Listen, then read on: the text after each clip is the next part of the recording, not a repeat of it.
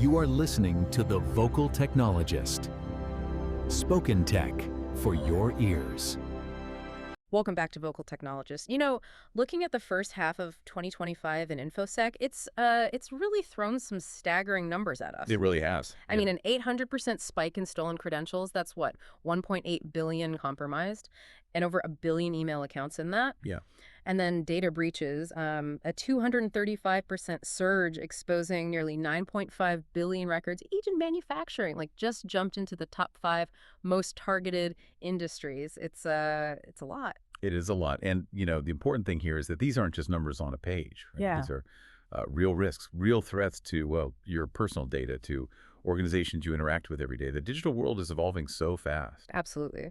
So today, for our Web3 Wednesdays segment, we want to dig into that, how new tech like AI is, shaping both the attacks and our defenses. And we'll definitely focus on the specific challenges, maybe opportunities too, within Web3. Okay. So let's start with the human element, still the weak link, right? And how AI is kind of making that worse. Mm-hmm. Think about the Workday breach, maybe, or that ongoing Shiny Hunters campaign hitting Salesforce.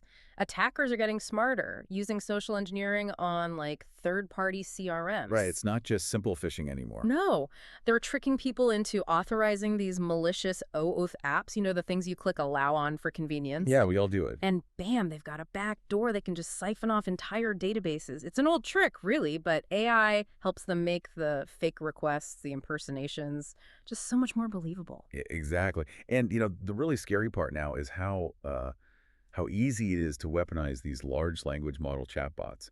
Someone with barely any tech skill can just tweak the system prompts. Just tweak the prompts. Yeah, essentially trick the AI into gathering personal data for them.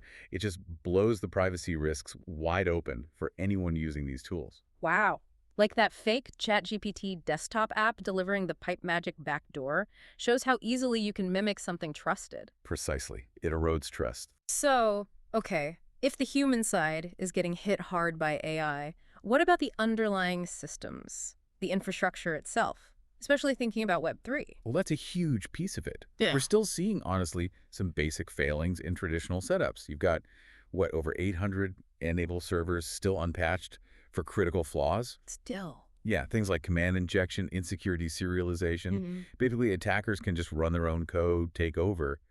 And when you map that kind of systemic weakness onto Web3, Mm-hmm. the stakes get much higher. Think immutable ledgers, Mm-hmm. direct access to financial assets. It's fertile ground if the foundation isn't solid. And that explains why we see such targeted attacks there, right? Like those malicious NPM packages, the ones pretending to be Solana tools. Exactly. Solana pump test, Solana's BLSDK. Yeah. They sound legit, but they're built to steal crypto data, steal the actual crypto. Yeah.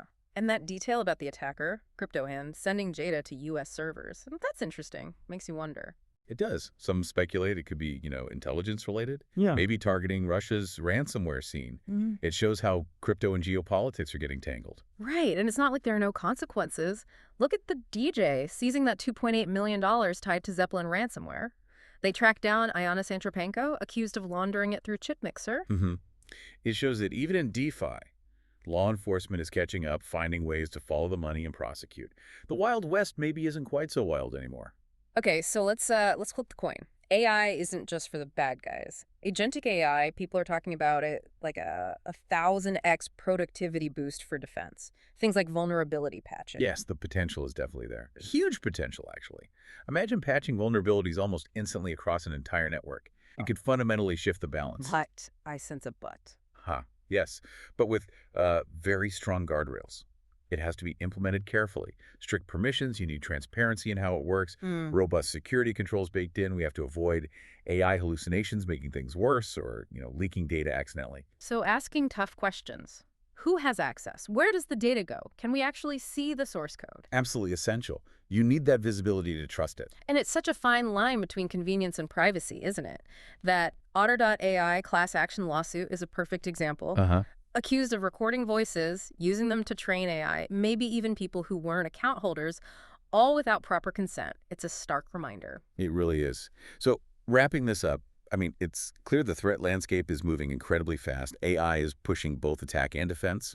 Awareness, proactive steps. Yeah. They're more critical than ever.